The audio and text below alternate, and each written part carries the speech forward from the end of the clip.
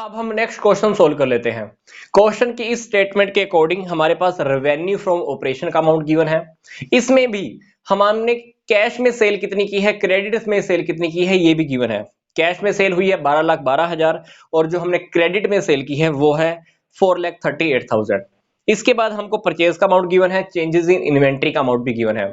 Changes in inventory में अगर आप ध्यान से देखेंगे तो हमारे पास ओपनिंग इन्वेंट्री और क्लोजिंग इन्वेंट्री दोनों का अमाउंट गिवन है। मैन्युफैक्चरिंग एक्सपेंसेस गिवन है, ग्रोस प्रॉफिट भी गिवन है। बैलेंस शीट में जाएं तो हमारे पास लायबिलिटी साइड के अंदर share capital, reserve surpluses, long term borrowing, short term borrowing, trade payables, other current liabilities और शॉर्ट टर्म प्रोविजन का अमाउंट गिवन है। एसेट साइड में जाते हैं तो हमारे पास फिक्स्ड एसेट्स, फिर inventory, trade receivable, cash and cash equivalent and other current assets. अब ये जो अदर करंट एसेट्स है, ये other current assets prepaid expenses की फॉर्म में गिवन है। और जो हमारे पास लॉन्ग टर्म बोरोइंग है वो 12% डिबेंचर्स की फॉर्म में गिवन है। तो ये सारी आइटम्स के बेस पर हमें 6 रेशोज फाइंड आउट करने हैं।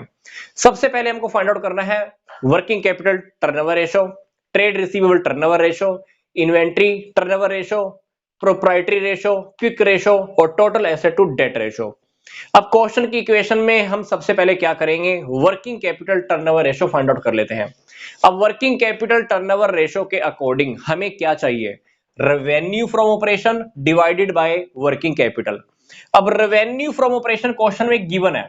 अब वर्किंग कैपिटल फाइंड आउट कैसे करेंगे, करंट एसेट्स के अमाउंट में से हम करंट लायबिलिटीज का अमाउंट माइनस कर देंगे। करंट एसेट्स हमारे पास 4 गिवन है और करंट लायबिलिटीज भी 4 गिवन है। तो करंट एसेट्स का टोटल कर देंगे, करंट लायबिलिटीज का टोटल कर देंगे, तो दोनों के डिफरेंस से हमें क्या पता चल जाएगा, वर्किंग कैपिटल।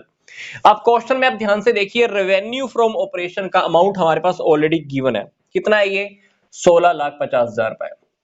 अब वर्किंग कैपिटल अगर आप ध्यान से देखें तो वर्किंग कैपिटल हमें कैसे निकलेगी, ये करंट एसेट्स के टोटल में से करंट लायबिलिटीज का टोटल माइनस कर देना।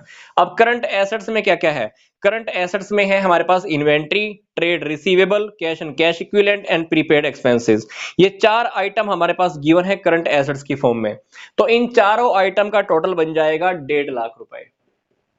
अब 1.5 लाख रुपए में से क्या करना है, करंट लायबिलिटीज के टोटल को माइनस करना है। करंट लायबिलिटीज में आपके पास क्या क्या गिवन है, short term borrowing, trade payables, other current liabilities and short term provision. तो इन चारों करंट लायबिलिटीज का टोटल कितना बनेगा, 1 लाख रुपए। तो 1.5 लाख में से जब आप 1 लाख रुपए माइनस करोगे तो हमारे पास रह जाएगा 50,000।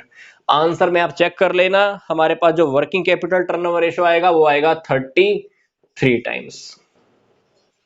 ऊपर क्या रखा हमने, रेवेन्यू फ्रॉम ऑपरेशन, और हमने डिवाइड किससे किया है, वर्किंग कैपिटल से। अब हम चलते हैं हमारे नेक्स्ट रेशो की ओर, that is trade receivables turnover ratio. अब ट्रेड रिसीवेबल टर्नओवर रेशो में हमें क्या चाहिए, ऊपर हमें क्या रखना है, हमने उधार में कितनी सेल की है। अब उधार में कितनी सेल की है, ये अमाउंट आपको गिवन है, ये क्रेडिट सेल की फॉर्म में गिवन है। कितना है ये, 4,38,000 रुपए। तो ये आप लिख लेना, कितना, 4,38,000। जहां आपकी रेवेन्यू फ्रॉम ऑपरेशन लिखा हुआ है उसके नीचे देखिए कैश रेवेन्यू, क्रेडिट रेवेन्यू। तो यहां पे हमने क्या रखना है, सिर्फ क्रेडिट रेवेन्यू। डिवाइड किससे करना है, एवरेज ट्रेड रिसीवेबल से। अब average trade receivable find out करने के लिए हमें तो ओपनिंग ट्रेड रिसीवेबल भी चाहिए थे और क्लोजिंग वाले भी चाहिए थे। अब हमको नहीं पता ओपनिंग कौन से क्लोजिंग कौन से है, तो डेफिनेटली क्वेश्चन में आपको जो भी गिवन है ट्रेड रिसीवेबल का अमाउंट जो 30,000 रुपए का है वो आप डायरेक्ट पुट कर दीजिए। इसको आप सोल्व करके देख लेना, तो आंसर के अकॉर्डिंग आपके पास ट्रेड रिसीवेबल टर्नओवर रेशो आ जाएगा 14.6 टाइम्स। आंसर आप चेक कर लेना, आंसर आपको यही मिलने वाला है, trade receivable turnover ratio. Next ratio आपको कौन सा फाइंड आउट करना है, इन्वेंट्री टर्नओवर रेशो। फॉर्मूला क्या है, cost of revenue from operation divided by average inventory. अब एवरेज इन्वेंट्री निकालने के लिए हमारे पास ओपनिंग इन्वेंट्री का अमाउंट भी गिवन है, क्लोजिंग इन्वेंट्री का अमाउंट भी गिवन है, 50,000 प्लस 40,000। आपके पास ओपनिंग इन्वेंट्री गिवन है, क्लोजिंग इन्वेंट्री भी गिवन है। ओपनिंग इन्वेंट्री कितना है, 40,000, क्लोजिंग इन्वेंट्री कितना है, 50,000। तो 40 प्लस 50 का एवरेज करोगे तो कितना आ जाएगा एवरेज इन्वेंट्री, 45,000। अब बात आती है कि cost of revenue from operation क्या क्वेश्चन में गिवन है, यस ये आपके पास गिवन है 14 लाख रुपए की फॉर्म में। आप जहां पर आपके पास ग्रोस प्रॉफिट है, ग्रोस प्रॉफिट जस्ट ऊपर वाली आइटम आप देखिए ध्यान से, 14 लाख रुपए आपके पास क्या है, cost of revenue from operation. तो आपने ये रख दिया cost of revenue from operation, आपको डिवाइड करना है ये एवरेज इन्वेंट्री से। तो ये 14 लाख रुपए को अगर आप एवरेज इन्वेंट्री से आप डिवाइड करेंगे तो आपके पास आंसर आप चेक कर लेना, ये आएगा आपके पास 31.11 टाइम्स। यस, ये है inventory turnover ratio. Next ratio जो हमको सोल्व करना है दैट इज प्रोप्राइटरी रेशो। अब प्रोप्राइटरी रेशो का फॉर्मूला क्या है? Share holder funds divided by total assets. अब क्वेश्चन में शेयर होल्डर फंड्स कौन से हैं? शेयर होल्डर फंड है हमारे पास शेयर कैपिटल की फॉर्म में और रिजर्व एंड सरप्लसेस की फॉर्म में। तो शेयर कैपिटल और रिजर्व एंड सरप्लसेस इन दोनों का टोटल कर देना तो हमारे पास आ जाएगा शेयर होल्डर फंड। डिवाइड किससे करना है? Total assets. Total assets already आपकी बैलेंस शीट में गिवन है कितनी? 8 लाख रुपए। तो आप 8 लाख यहां रख देना, मल्टीप्लाई 100 कर देना, आपका यहां पर प्रोप्राइटरी फंड का परसेंटेज की फॉर्म में आ जाएगा दैट इज 75%। यहां पे मैंने क्या रखा? Share capital plus reserve and surpluses, और यहां पे मैंने क्या रखा? Total assets that is 8 lakh. तो यहां पर 100 से मल्टीप्लाई कर देना, आपका परसेंटेज की फॉर्म में आ जाएगा।